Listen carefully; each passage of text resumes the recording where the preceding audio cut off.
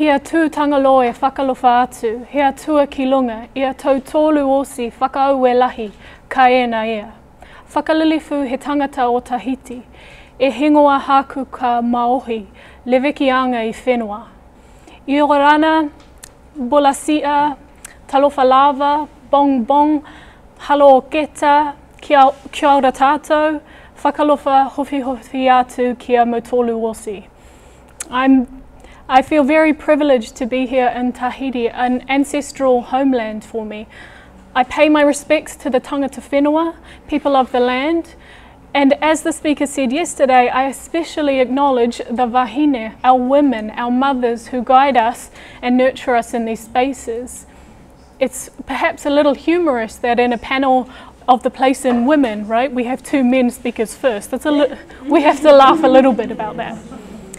My presentation is part of my larger research project that looks at the perspectives and experiences of Niuean women in relation to climate change. My research is centred in Pacific and Indigenous studies and communication studies. Part of Pacific and Indigenous studies is finding ways to decolonise our Indigenous ways of knowing and being, and giving a voice to our people. I do that in this presentation by pushing back on some of the conventional presentation structures. I wanted to share with you these photos, each a taonga or treasure that is connected to the women of Niue. For each one, I will unpack some of the meanings and questions that are embedded that connect with my topic. And depending on time, I may only get through a few. The first one I start with is a photo of my grandmother.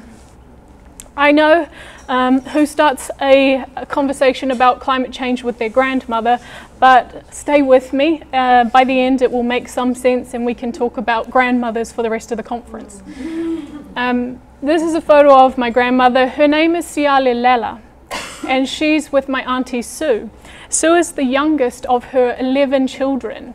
The second part of my grandmother's name is Lela. It's also the name of my eldest sister, which is a bit of a contradiction then when it comes to me, right? I have a very Palangi name, Jessica, but my middle name is Lily, so I claim my heritage through my middle name. I only found this photo a few months ago. I wasn't actually looking for it, but it is the first time that I have ever seen my grandmother. My dad didn't think he had any photos of her, so he was never able to show me what she looked like. But here she is. We might see a photo as something frozen in time, a moment, static, immovable, which is a bit similar to colonial representations of Pacific people. But for me, seeing this embodies a lot of ideas, memories, and questions. This photo is a connection point for many different experiences that I have had throughout this research. Experiences with my father, with other Niuean women, memories of being exactly where my grandmother is standing. I haven't even gotten to the photograph yet, but already it is like there is a genealogy, a spreading story of travelling ideas, knowledge and experiences. In this photo, I'm drawn obviously to my grandmother and my aunt. Their skin is very dark. Maybe you can't see very well with this projector. But my aunt, who turns 61 this Sunday, has much fairer skin since she has been living in New Zealand. I recognise where they are. It's outside of my family's home in Mutalo. You can see only the wall of the house on the right. The house is very similar in style to the ones that you can make out in the background.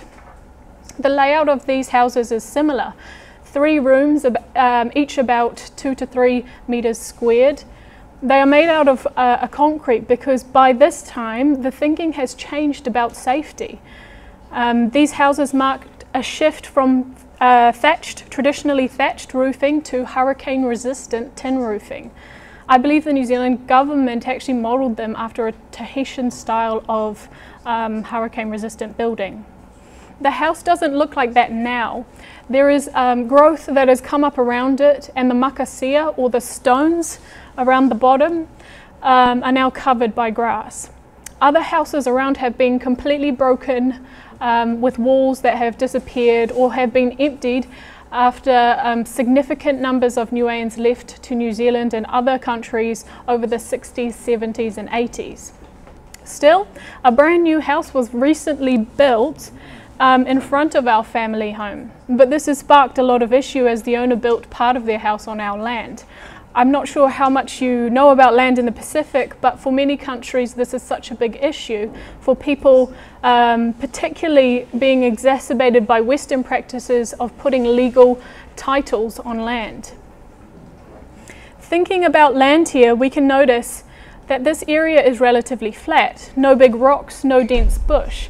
This is because of the clearing of land for villages. Historically, Niue people didn't live in villages. It was a concept brought in by the missionaries in the 1800s. What the missionaries forced was often the moving of people from the inner areas of the island to the coastal areas. So now most villages in Niue are closer to the outer belt road, which roughly runs alongside the coast of the island. You may easily guess that this then can have significant impacts in terms of damages people experience during cyclonic storm surges. Village setups similarly begin to distance people from their plantations, and there is more research being done that looks at how through colonial and imperial systems we see the advance of urban environments that distance people from the environment, and yet part of the climate change conundrum is engaging people with their environment. Through this photograph, we can begin to unpick these different ideas. We can think about the invisible in plain sight. This photograph draws attention to a kind of worldview, a reality that might at first seem normal. This is a woman with her child by her house. The washing is hanging on the line and there's a bike leaning against the wall. But why is this normal? We can argue that it challenges the notions of Pacific women being exotic, highly sexualized in tropical surroundings, staged in cultural dress or with cultural items. I think here of Angela Tiatia's work, Hibiscus rosa sinensis, where the camera pans across tropical leaves to reveal an island beauty, but with the hibiscus flower in her mouth. The flower is big, but you can still see her eyes, and slowly the flower begins to move, almost as if it was talking, and then she eats the whole flower. While we can notice that this photo isn't of a dusky maiden, we also notice that there isn't fanfare in the photograph. And in fact, with the bike, the Western style clothing, there is little to necessarily distinguish this as Niue, which also tells us of another story, the impact of colonial empire. The changes that Niue has undergone in the following European contact.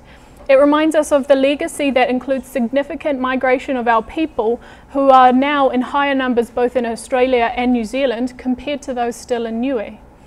And I don't mean to imply that Niueans only end up in Australia or New Zealand, or that colonialism was the only way that Niueans left the island.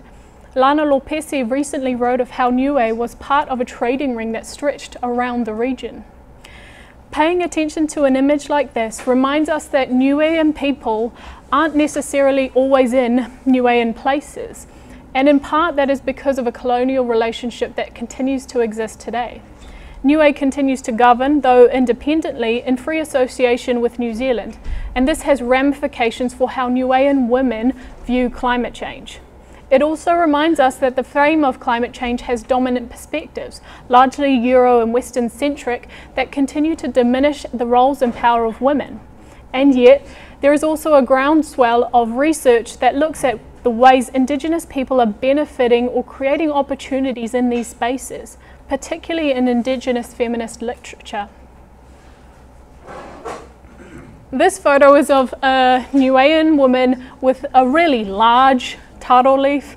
It comes before the 1900s.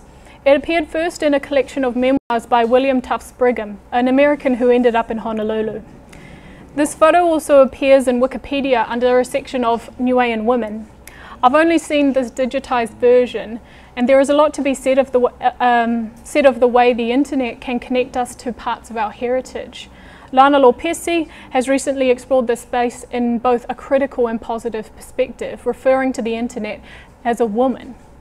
In some ways, it seems like your typical early era colonial photo, the beautiful young island woman holding Flora, smiling out to a world of people she won't meet, but who will view her as exotic and belonging to a different time. And yet, as we explore the photo, we might notice that there is a richness in what is captured here, beyond the imaginations of a middle-class white audience. The central point is the woman and her giant taro leaf.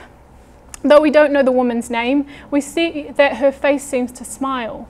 Draped around her neck is a long scarf with a dice-like print on it. They are diamond shapes with 9 squares in them. These aren't typical clothes of Niuean culture. We might wonder where she got this from. Though the image is a little grainy, she looks to have a necklace with shells and flower shapes, shells likely gained from low areas of the coast. Her clothes underneath seem to be made from imported material. It drapes with a little rise in the middle. Perhaps it is tucked in this way, or maybe it is a wraparound. The shoulder of the dress seems to also drape with a large hole where the arm is exposed. Though it's not obvious at first sight, the woman is holding a child in place while she is posing for the photograph. I immediately wonder if this was intentional. Was the photo meant to capture the woman with the child? It reminds me that there are some things that can be invisible but in plain sight. Why does the Niuean woman hold the taro leaf? Colonial descriptions often gesture to agriculture as a male domain, yet this woman holds this leaf, and it's almost as tall as her house. This house is similar in style to an early Niuean home. You can see the raised floor of large, if I go back one, this part here, of rocks that are characteristic of Niuean homes. One of the people I interviewed during my research had built a similar version, but smaller scale of this. And as far as I know, it's one of the only types of building like this on the island now. In this photo, we are reminded that women are connected with children, but we can't assume that the child in this photo belongs to this woman. It is possible that she is also an older sister. But it reminds us that we have a specific connection also to the environment through flora and plants. My grandmother was one of these women with specific medicinal and other cultural knowledge about the use of different plants. She was also a midwife of sorts, and my dad remembers her being called out whenever anyone was having a baby. We also know from this photo that Niuean women were engaged in and affected by trade. They were and are connected with broader worlds than their own. While we can assume women fill lower positions in society responsible for keeping house and children, this isn't the only story. One of the key reasons we now we know about Niuean women in terms of how they were involved in trade is the making of hiapo. In the 1900s, Premier Seddon did a quick visit around a few of New Zealand's establishing empire countries. Niue was one of the stops, and as expected, it was a spectacle. In this image, we see preparations as people have moved to a bench. We can see a woman about to sit who has a kind of wrapped bark cloth sheet similar in style to the Tongan style of dress, which is over top of a full-length gown that other women in the picture are also wearing. To think of the heat in Niue at this time and the observed decorum of dress code is a lot to take in. At least 2 of the women also have umbrellas, which is perhaps bringing some respite from the heat of the sun, although humidity is likely to be another thing entirely. What I'm most interested in or drawn to in this photograph is something that again is in plain sight but has otherwise been hidden by different interpretations of Niue culture. Many have said that by this time, in about 1900, this thing shouldn't exist in Niue culture, right?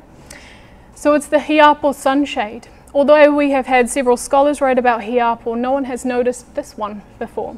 The pattern printed on the hiapo is delicate. You can see the print in the groups of lines. It's quite delicate in the photo. Is it possible that this piece of bark cloth came from somewhere else? With the excitement of the Premier coming to Niue, is it possible Niue was lent a sheet of bark cloth for this occasion? If so, how did it come to be in Niue? Considering that most people have written about hiapo as something that no longer existed in the 1900s, it is a little bit shocking to then see this piece being used as a sunshade. I also wonder where it went after this. Is it really Niuean? Inside the photograph is this story, among others, and one that should be remembered.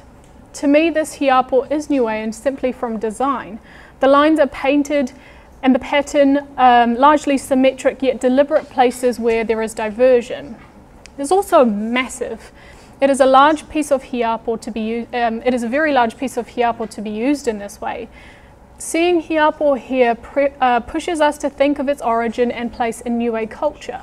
Hiapo is a known domain of women, and I've researched some of the chants that indicate hiapo being a part of our culture from very early on.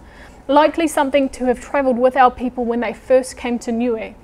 I don't have much time to explore this more today, but this aspect of Niuean culture is what guides my research.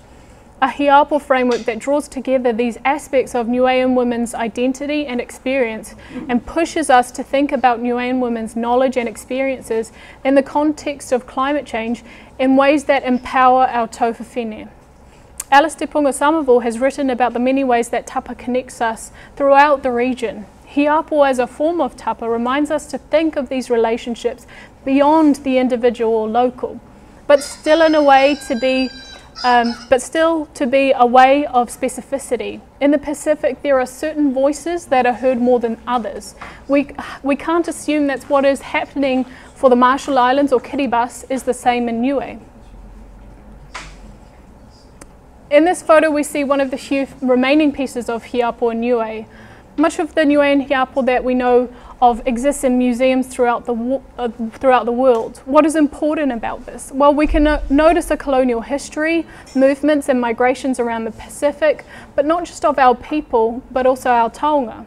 In many cases, this hurts and makes us sad or angry, and we seek the return, particularly of sacred items that don't belong in the boxes or glass cases of foreign museums. But for some items such as the hiapo, we can also see an opportunity, a set of journeys and stories that come from their placement around the world. Our forward-thinking tautupuna gift us culture in many ways and places we don't expect. For example, there is a siputa or poncho-style garment in the Museum of Tahiti and her islands that Tom Ryan recognises as Niuean and is likely from a woman who was captured and taken from Niue by Bully Hayes as part of the blackbirding operations.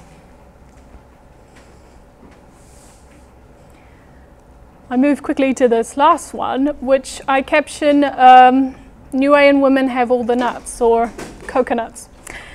It is a photo I took during the Constitution Day celebrations in Niue in 2017. The event is underarm coconut bowling, and it's an activity only for women and girls. Truly, any age can be a part of this, as you can see in the photograph. And it isn't an old tradition, but it's developed in response to activities being for males like the sika or dart throwing. You might notice in this, in contrast to the earlier photos, that there aren't too many skirts or dresses here. The women are wearing the pants too. The lady in the middle is wearing the pants and the dress. Now we can think about this in many ways, women following the trends and movements of Western and European influenced fashions, but also perhaps it's a reflection of women exercising agency and power and being able to move in spaces that aren't typically held by men. It's interesting to remember that the name Niue comes from the coconut, Niu. Some say Niue means this coconut or behold the coconut. To me, in this picture, it is a reminder of our women holding something that has been vital to the survival, success and sustainability of our people. Because on the one hand, we can see that it is Niuean women who hold the coconuts here, but what questions might we ask if we recognise the power and knowledge of our tauwha whene? What and where might we look if our question was how women show leadership in Niue culture? How could this shape our questions of climate change? Not just how do women experience climate change, but how our women have and continue to adapt and lead change in our communities and in response to climate change. Whakauelahi mahaki. Thank you.